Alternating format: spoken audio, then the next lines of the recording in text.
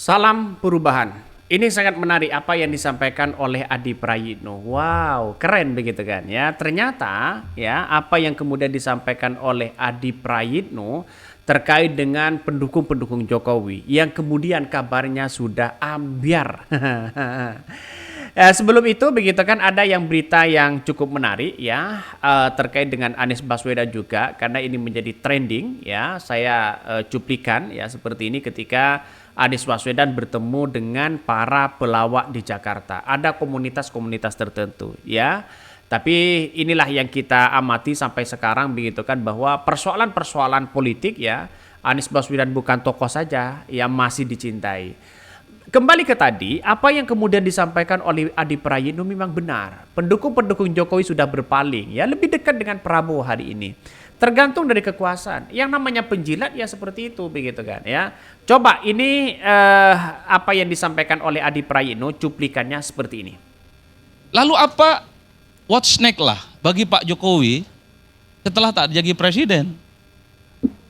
Pilihannya bagi saya, kalau Pak Jokowi membiarkan para kritikusnya itu membabi buta dan akan muncul partai politik, kelompok-kelompok civil society yang kritis akan fight back, nyerang secara terbuka tanpa ada yang memberikan backing politik ke Pak Jokowi, maka Pak Jokowi cukup pulang ke Solo, tinggal di Karanganyar, di tanahnya yang luas. Tapi kalau ada harapan, serangan-serangan publik ke depan itu semakin masif, semakin intensif, maka wajib hukumnya bagi Pak Jokowi harus punya sandaran politik yang kuat.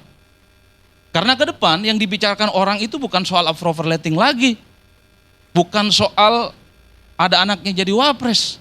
Bukan soal menantunya jadi gubernur. Bukan itu lagi.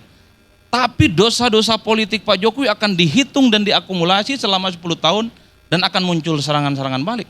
Di situ yang paling nyata pasti PDIP. Di situ juga ada kalangan mahasiswa. Di situ ada kalangan kelompok-kelompok civil society. Di situ adalah kelompok-kelompok para pendukung Jokowi yang kecewa hari ini, Pak. Itu saya kira akan fight back, akan menguliti satu persatu persoalan-persoalan manuver politik ekstrim yang dilakukan oleh Pak Jokowi.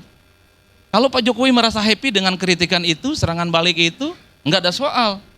Cuman kalau serangan politik yang kemudian muncul itu sangat ekstrim, dia itu mengakar kemana-mana serangan politik yang sampai keluarga besarnya, tentu Pak Jokowi itu butuh sandaran politik yang kuat. Bagi saya, Dewan Pertimbangan Agung itu tidak punya backup politik yang solid. Satu-satunya backup yang solid adalah bagaimana Pak Jokowi menjadi bagian dari partai yang kuat. Kalau tidak di Golkar, ya Gerindra. Karena kalau hanya mengandalkan Projo, kalau hanya mengandalkan PSI, saya kira akan babak belur, Bang. Per hari ini sekalipun perang narasi terkait dengan serangan-serangan ke Jokowi dan keluarga besarnya, keok mereka di medsos. Gak ada yang pasang badan. Projo tak ada pasang badan, PSI tak ada pasang badan. Dan per hari ini juga, partai yang sejak lama menyatakan tegak lurus dengan Pak Jokowi, satu persatu warna pasang badannya ke Jokowi mulai hilang. Enggak ada tuh partai-partai seperti Gerindra, Golkar, Demokrat, dan PAN pasang badan dan marah-marah. Ketika akun Fufofapa, ketika Mas Kaisang dan yang lainnya dikritik, nggak ada. Yang bela itu cuma kawan-kawan Projo dan PSI. Ini kan menunjukkan bahwa pesona kebintangan Pak Presiden secara perlahan, tinggal nunggu 1 bulan 8 hari, itu judul diskusi kita, akan sirna. Ini masih jadi presiden, apalagi tak jadi presiden. Oleh karena itu bagi saya, ini sebagai support kepada Pak Presiden Jokowi. Tak ada cara lain untuk mengantisipasi serangan-serangan balik yang saya kira cukup menukik. Satu-satunya cara adalah harus menjadi bagian dari partai politik yang kuat. Entah itu Golkar ataupun Gerindra. Hanya partai ini yang saya kira punya instrumen, punya aktivis, punya jejaring politik yang saya kira akan mampu menghadapi serangan-serangan secara masif dan agresif selama Pak Jokowi setelah tak lagi jadi presiden. Oleh karena itu semua sangat tergantung Pak Jokowi. Pada akhirnya, Pak Jokowi itu akan dipertaruhkan dengan satu istilah yang saya kira disebut dengan notorius ataupun populer setelah tak lagi presiden. Ini sangat tergantung bagaimana para pendukung dan diskursus publik yang muncul. Kalau Pak Jokowi punya backup politik yang solid, entah itu dari partai, dari instrumen-instrumen yang lain, bahwa semua legasi Pak Jokowi ini akan harum, maka Pak Jokowi akan dikenal sebagai orang yang sangat populer, infrastruktur oke, bansos oke, manuver politiknya mantap. Tentu harus dibangun diskursusnya dengan para supporter-supporter politik yang kuat. Tapi sebaliknya, kalau supporter politiknya tidak kuat, maka yang akan terjadi adalah notorious. Pak Jokowi memang terkenal, tapi terkenal keburukannya.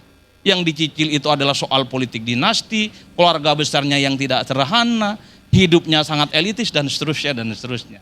Dalam konteks itulah saya kira, dari lubuk hati yang paling dalam, saya tak yakin bahwa Pak Jokowi hanya pulang kampung ke Karanganyar, membiarkan semua para orang yang selama ini sakit hati ataupun terdolimi akan diam dengan itu semua.